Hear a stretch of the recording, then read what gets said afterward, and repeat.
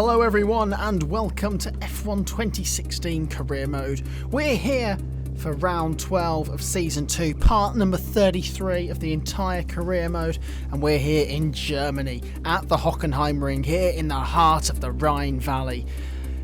For the last race before the summer break, and I tell you what guys, we're in a great position at the moment because whatever happens this weekend, we will go into the summer break as the leaders in the World Championship. No team has decided to bring any upgrades or updates to this race, so it's as you were in terms of the performance index. So we're not going to see a big spike in performance from, say, Manor, who bought a nice big upgrade to Monaco, I think it was. There's the rivalry. We are probably going to lose that this weekend. No doubt about it. We're going to lose the rivalry because there's no way that Ricciardo can lose it. All he has to do is do the sessions, which is annoying. But we'll see. I mean, of course, we took pole position last year, and this is a great track. I love this track. It's so flowing, and you just want to do another lap, another lap, another lap. It's a really fun and a really great track to drive. Those are the resource points we got from free practice. Pretty uneventful free practice sessions, to be brutally honest. And we have collated a total of 2,271 added to our original total. Here are our qualifying goals from our agent. Hi, just letting you know that we've had the team's expectations through for the upcoming qualifying session. And again, it's as you were in terms of the qualifying goals. Beat Danny Rick, qualify second. What could possibly go wrong apart from the fact that our qualifying pace is truly awful? It really has been this year, and Ricciardo's as Red Bull's been on pole every race, and the only time we've beaten Ricciardo is when we've been on pole. So I'm going to send you now to Crofty for qualifying for the German Grand Prix. Welcome to Germany for today's qualifying session at the famous Hockenheimring. The pit lane lights will turn green in the next minute or two to signify the start of qualifying. So you join us now in qualifying 2 here. We got through Q1 easy as you like, and we are now qualifying on the super soft compound of tyre, and we have got Kimi Räikkönen that's just come out of the pit lane. He's on an outlap at the moment, so hopefully he won't hold us up too much. These of course will be the tyres that we start this German Grand Prix on. Rain is expected at the end of qualifying 3, so sadly it hasn't come for quali 2 because otherwise we get free tyre choice. But we are going to elect to start on the super soft tyres and just hopefully avoid the medium compound in the race, and we go fastest with a 1:14.5. It's our quickest lap of the weekend, but it only puts us P3 on the timing sheets, and it's still nearly 6.5 tenths off our teammate, who does end up 1 minute 13.889. Phenomenal lap time from Daniel Ricciardo. But as we start our one and only lap in Q3, it is starting to rain. You can see the raindrops on the chassis and on the survival cell at the top of the chassis, and we're going to get held up by our teammate in towards turn 2. Daniel Ricciardo, who's just come out of the pit lane, he's on an outlap, and bearing in mind the conditions are only deteriorating from this point on as we do go purple in sector 1. Ricciardo gives us a bit of a toe down the straight, but Ricciardo could be in a really bad situation come the end of qualifying, because it's raining and this track is going to get worse every single second. And as we now come through turn 6, it's Hulkenberg goes fastest. Now it's the other German of Nico Rosberg as we come now through the final couple of corners right now. We're coming through turn 16 and now turn 17. Hopefully we don't muck the exit up. It is starting to get a bit greasy out there. We do run a little bit wide on the exit, but we come across the line and do a 15.1. That is provisional pole position, and it secures us pole position for the German Grand Prix, our third pole of the year, the third time we've out-qualified Daniel Ricciardo, and for the first time this season, our teammate is not on the front row of the grid. He has to settle for 4th place. 3 tenths off us. Look how close it was.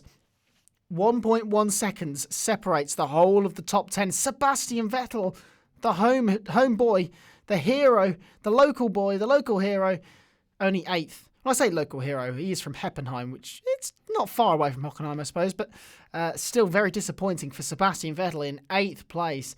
Our teammate Daniel Ricciardo, he's going to be bitterly disappointed as well. That is not the result that Daniel Ricciardo would have wanted coming here off the back of dropping points to us in the last couple of races. Those are the resource points we got from Quali, only 90, but we did everything we needed to do. So it's we're building them up, even though we're not spending them. So the resource points are pretty irrelevant at the moment. because we're trying to bring the field a bit closer together to try and help us win this World Championship this year. Rivalry, I think Ricciardo will still win the rivalry, to be honest. Yes, he does. There's the second point. And look at this. It's a clean sweep pretty much in sector times and lap time because, of course, it was dry in qualifying too. So, Ricciardo beats us. Pure and simple. But in the driver position, we are still at the top of the bar, which is all good news as we're going to get our race goals. Hi, guess who? I've seen the team's expectations for the race, so I thought I'd pass them on and wish you luck. Take care. They are in fact the same as our qualifying goals. Oh, the irony, I suppose. So finish second, beat Ricciardo.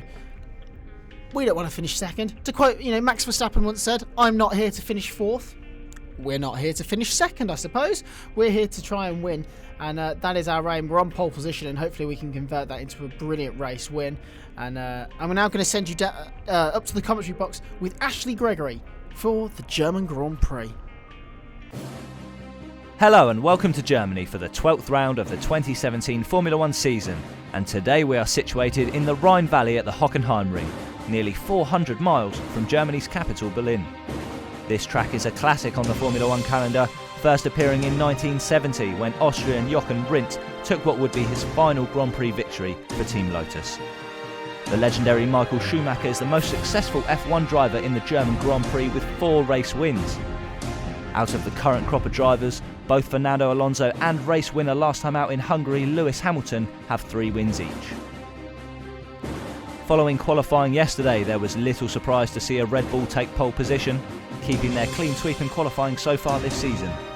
However, it was a surprise to see Daniel Ricciardo off the front row as rain in Q3 caught out the Australian, whereas his teammate shone as Callum Byrne took his 3rd pole of the season.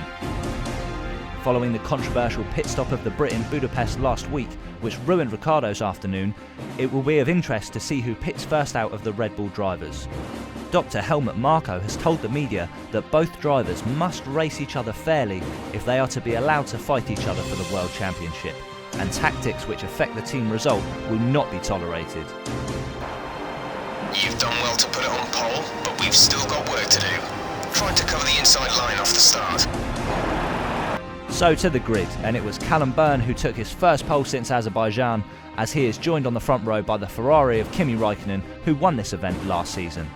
Nico Rosberg is the highest placed German in 3rd, alongside the fired up Daniel Ricciardo in 4th. The second Mercedes of Lewis Hamilton shares the 3rd row with the Williams of Valtteri Bottas. And it's an all-German 4th row with 2015 Le Mans winner Nico Hülkenberg partnering 4-time world champion Sebastian Vettel. Sergio Perez and Felipe Massa round out the top 10 of the grid, with the Mexican beating the Brazilian by 0.08 of a second. Fernando Alonso lines up 11th alongside his fellow countryman Carlos Sainz in 12th for Toro Rosso. Rio Haryanto and Daniel Kvyat take up the 7th row for Manor and Toro Rosso. Jenson Button will start from 15th alongside Esteban Gutierrez's Haas in 16th, with the Mexican out-qualifying his teammate again. Kevin Magnussen leads the 9th row alongside a hugely disappointed Pascal Wehrlein, 5 places down on his teammates. And Romain Grosjean takes up 19th on the grid ahead of the struggling Renault of Jolyon Palmer. And it's the 2 Saubers which round off the 11th row of the grid, with Marcus Ericsson starting behind his teammate despite beating Felipe Nasser in qualifying. This is because of a 5-place grid penalty for the Swede for colliding with Daniel Ricciardo in FP1. Now for in-race commentary with Callum Byrne. I've been Ashley Gregory. Goodbye.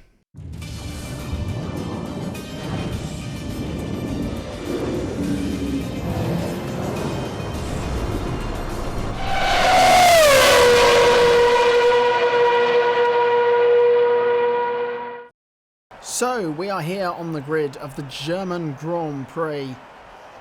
The tension is building, the weather looks pretty overcast, and we are going to get rain at the back end of this race. It's projected to be a 3-stop. We're not going to do that. We'll probably get rid of that second super soft stint and put another set of the soft tyres in there, because we did bring an extra set of the soft tyres, and hopefully we can avoid the mediums, because I don't really want to use the medium compound around this track.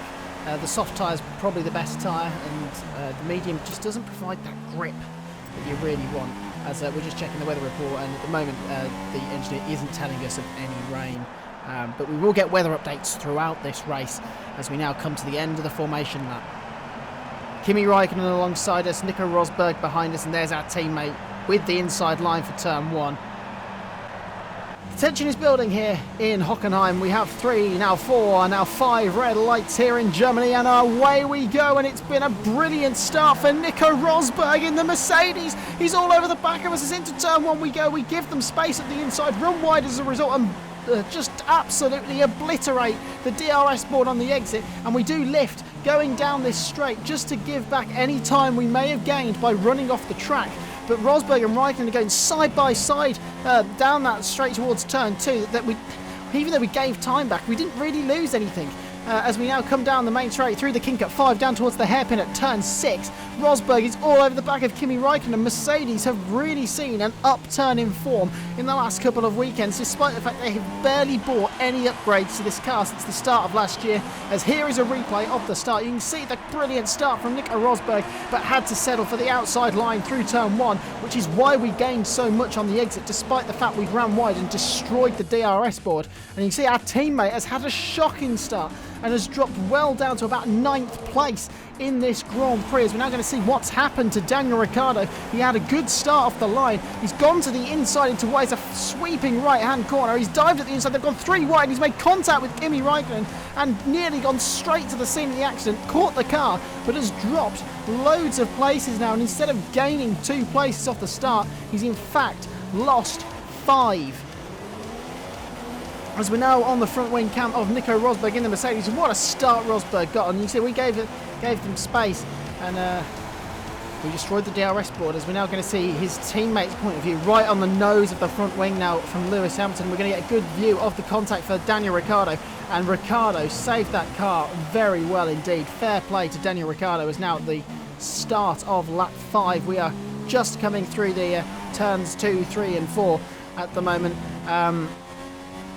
And Kimi Raikkonen is all over the back of us, and he's already pulled out a little bit, so we don't want to shove him out too far wide because we're not sure whether he's already up our inside, and it has left the door open for Raikkonen to go up our inside, the line we prefer. We're going to try and hang it around the outside of turn 6. We did think about the cutback, but instead tried to hang it around the outside, and that's worked an absolute treat. But we're having a bit of a drag race now through the kink as we come down towards the Mercedes grandstand at turn 8 and 9, as we're now going to get a nice replay of Raikkonen with the DRS just swooped around the outside through the kink at turn 5, and then coming down into the hairpin. It wasn't as far alongside as I thought, but he got a slightly better exit. I'd say he definitely gained on us. Is now on lap 5. We're thinking about a pit stop any time now as our teammate comes into the pit lane. So Ricciardo going for that undercut.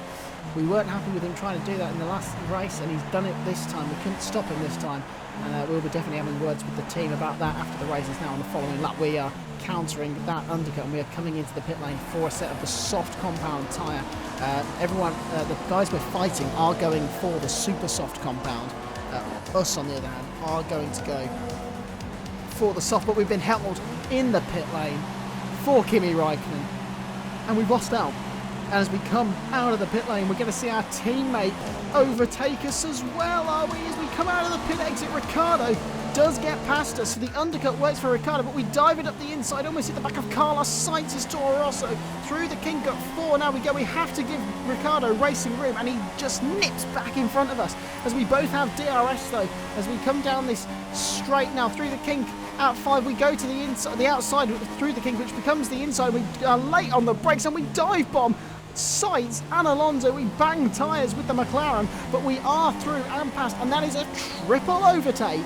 Yes, a triple overtake, and I'm pretty proud of that. Look at that. We go up the inside of Ricciardo, and to be fair to Ricciardo, he just gets a better exit, and he's just like, see you later, mate, and drives through the space. We gave him racing room. We were fair with him. And as we come down the straight, we were just able to dip into the slipstream, flick out. Ricciardo did move over ever so slightly, and that could have resulted in a big crash, as there's a Haas and a Manor going side by side down the straight as well. And that's a nice triple overtake, a nice dive bomb from us. I only meant to get Sainz, but Alonso left the door open as well. So that was outrageous how far back we came from to make that move stick. As now on the end of lap 7, Daniel Kvyat is holding up Kimi Raikkonen, an absolute treat. We thought Raikkonen was going to get away from us. It looks like Daniel Kvyat in the sister team, the sister Red Bull team, has played us a nice lifeline in this race. As we cross the line now, we ever so slightly cut turn 1 as we now activate the DRS, and we're well in the slipstream of Kimi Räikkönen. We go to the inside, but he turns in and gets hooked on our left rear wheel, and somehow we get away with that, because that could very easily have gone very, very badly indeed, as I'm pretty sure we're going to get a replay of that any second now. Valtteri Bottas leads the race because he did start the race on the soft compound tyres. Here we go, up the inside, Räikkönen turns in, and there's an ever so slight contact with the two wheels, and that could have easily have got interlocked and glued together and spun us around as Felipe Nasr is out of the race with an engine failure. Sauber still haven't scored points since the Monaco Grand Prix of last year, and that has brought out the safety car, which is going to play very nicely into Valtteri Bottas's hands here, because he's yet to make his pit stop, and he'll be able to make it under safety car conditions. As here we are cruising around under the safety car. Bottas did pit, but I believe he's come out in about 3rd or 4th place. Something like that. Yeah, 3rd place I think he is. So that's worked out nicely for him. Daniel Ricciardo has also gone straight into the pit lane and put on a set of the medium compound tyre. And that worries me, because I was here going, hang on a minute, we need to make sure this set of tyres now makes it to the rain period, because there's a good chance Ricciardo will be able to go straight onto intermediates when the rain eventually comes. I know it doesn't look like the rain's coming with those clear skies, but I can assure you that that rain is going to play well into Daniel Ricciardo's hands as on the restart we jump Kimi Räikkönen, who in fact dives straight into the pit lane to get rid of his super soft compound tyres. He's played an absolutely poor strategy, as we are now coming around the final corner on lap 15 with whatever so slightly wide, and we've almost binned it in the pit wall. We've caught the car just in time. We are going to lose a bit of time to Bottas behind us. Here's the replay. We got out onto the gravel, and the car just snapped and looked like it was going straight for the pit walls. You can see on the slow-mo, we just dipped the left rear tyre in the gravel on the AstroTurf, and the back of the car said, see you later, and we just about managed to catch it. But in this, we pulled about a 6-second lead to Valtteri Bottas, and we were able to just keep it at that, although we have lost a bit of time, as now we're getting news of rain expected by around lap 23 to 25, as you can see on the tyre wear gauge as well. You have to be pretty quick. We're not going to make it to the rain. We're not going to make it. We are going to have to pit again. We're going to go onto another set of the soft compound tyre, and I didn't want to make this pit stop, but it's better than having to pit for slicks and then 2 laps or even 1 lap later going on to inters. We're going to lose too much time, so we might as well put fresh rubber on and absolutely bomb it to the rain. And we are going to lose a few positions here, but at least we'll be able to capitalise on the dry conditions on the soft compound tyre. This is going to play, hopefully we don't lose too much time. It might even play into our hands as we put another set of the yellow stripe tyres on. It's a decent stop from Red Bull at 2.2 seconds. We are going to lose quite a bit of time, as I think that's Lewis Hamilton that's followed us into the pit lane. He's gone for the same strategy as us, as out of the pit lane we come. I think that's Sebastian Vettel that has rejoined in front of us. It is, and is now at the end of lap 19. We are catching Sebastian Vettel. We are flying now on this new set of tyres, as a couple of cars also dive into the pit lane. Those that aren't on the medium compound tyre are pitting again before the rain comes. As across the line we come. It's our outlap. We go up the inside of Sebastian Vettel into turn 1. Don't see many cars overtake into there. We set a fastest final sector, and as you can see on the replay, we got into the slipstream. We just got such a good exit out the final corner, a good toe down the straight. We just had to go for it and not lose too much time. We left him space on the outside. He ran wide anyway, and we move up into what is now P4, as we're now catching Hockenheimring, and those are the leaders. We did not lose too much time at all to Ricciardo and co. As we go, oh my goodness me, we're going to squeeze past Nico Hülkenberg. What a move as Perez leads this race for Force India. And we're going to see on the front wing cam, we got such a good exit out of here. Hülkenberg just didn't have the traction on the medium compound tyre, just was not able to fight through turn 13, as now on lap 21 the rain is getting ever closer to us now, and we are still setting purple sector after purple sector, fastest lap after fastest lap, as we're now catching Sergio Perez, who's lost a place to Daniel Ricciardo, who is desperate to pull away from us at the moment. As down in towards turn 6 we go, we brake late, we flick to the inside, Perez leaves the door open, we say thank you very much, and we move back up into second place in this race, and this gamble of an extra pit stop is playing ever so nicely into our hands, because the race leader is our teammate, and he is just in front of us now, and we have a big pace advantage over our teammate at the moment. As it was a nice move on Perez up the inside with the aid of DRS, as now we have now set a new fastest up of the race, and we are still going quicker on lap 22 as now we're catching our teammate. Oh, well, look at the slipstream. We're gaining and gaining and gaining. We brake late. We flick to the inside, but we've outbraked ourselves ever so slightly. And Ricciardo just takes the corner normally and retakes the position. Just outbraked ourselves ever so slightly, as you'll see on the replay camera here. We were just too eager. We didn't need to brake that late. With the inside line, Ricciardo was never going to stand a chance, but we were just too ambitious on the brakes.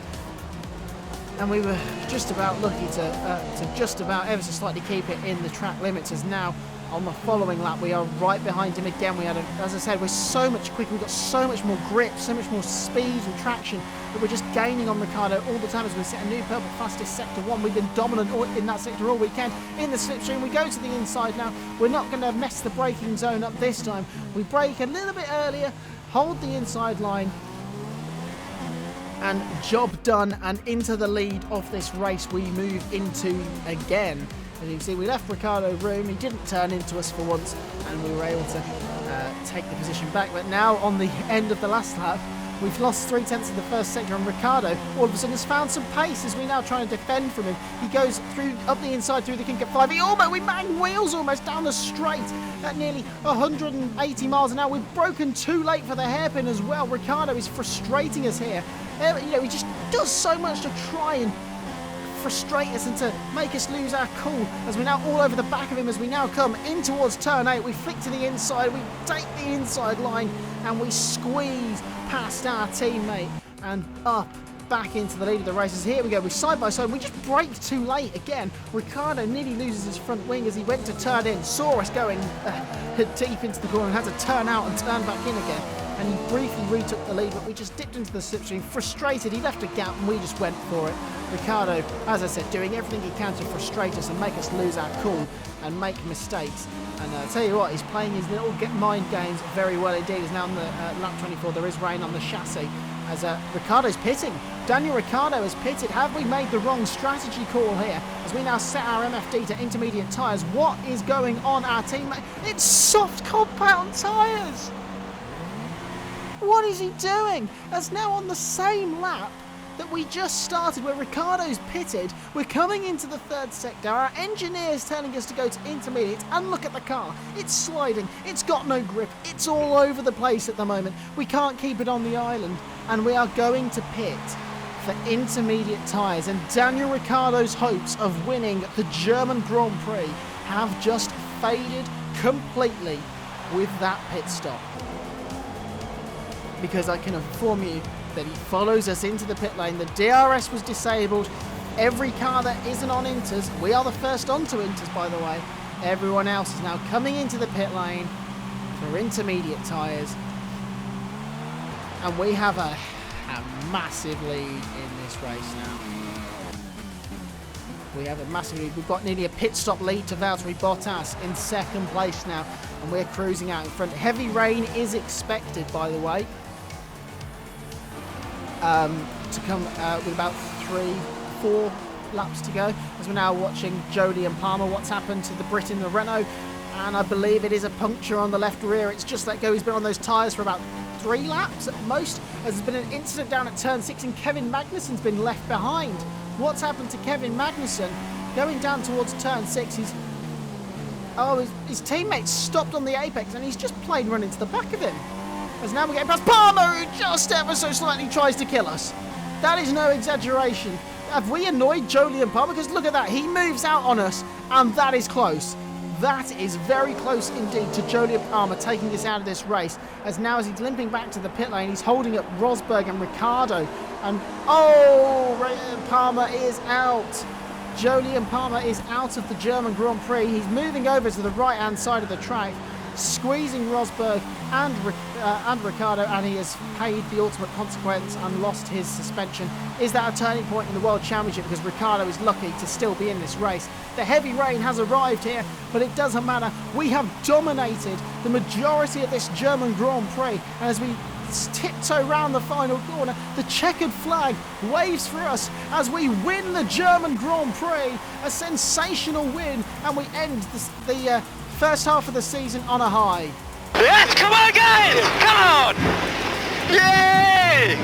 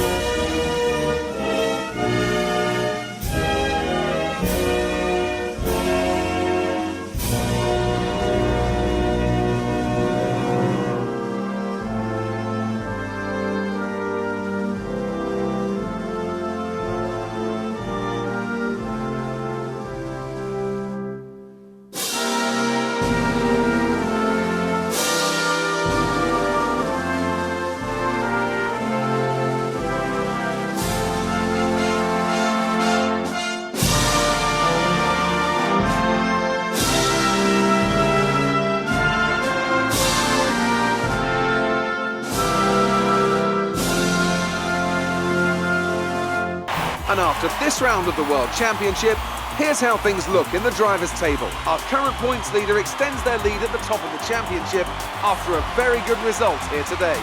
Moving on to the driver of the day then. Anthony Davidson, who would you go for? It's got to be Roman Grosjean. Again? Is it really Grosjean again? I think Roman Grosjean is paying Anthony Davidson here to get driver of the day. It's a hashtag conspiracy, but we don't care. We have won the German Grand Prix. Daniel Ricciardo's four-stop strategy didn't work. Sebastian Vettel made the same mistake. Nico Rosberg, by the way, was running in third place up until about 3 laps of the Grand Prix left to go, and he's ended up finishing 6th. I have no idea what's happened to him. Hülkenberg did get points in the end. A lot of drivers, in fact, I think got caught out. Magnussen with a 5-stop in the end with a change in front wing right at the death. And we lost 2 drivers in Palmer and Nasser. And what can I say, guys? What a way to end the first half of the season. That was, there were points in that race where it was Harem Scarum, and Daniel Kvyat definitely helped us with that race win. But we were utterly dominant in that race.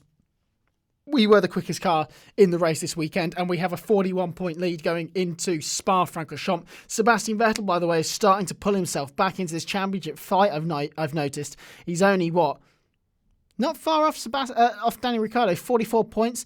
Lewis Hamilton's lucky number. And in the Constructors' Championship, we are up to 151 points is our lead. And look at that. Mercedes are catching Ferrari, I think. They're getting closer. And Williams are still behind Force India, although they've had a good points haul here this weekend with Bottas in 2nd place, which is a great result for him and the team. We got 105 resource points from the race, and then the bonus will take us to 2,560 resource points. Driver position, I think we did everything, didn't we? Yes, we did. And we stay at the top of that. Career score. For all those who like to compare, contrast and see what we're doing, that's where we're at. And we're going to get a nice cheeky look at our trophy cabinet at our first German Grand Prix win. And guys, thank you very much for watching.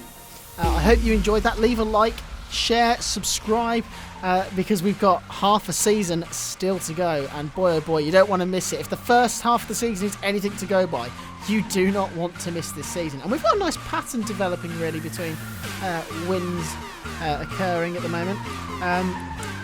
What can we do in Spa? We struggled there last year, but we've got some strong tracks coming up for us, so don't go anywhere. I'll see you next week. And that was the German Grand Prix. Goodbye.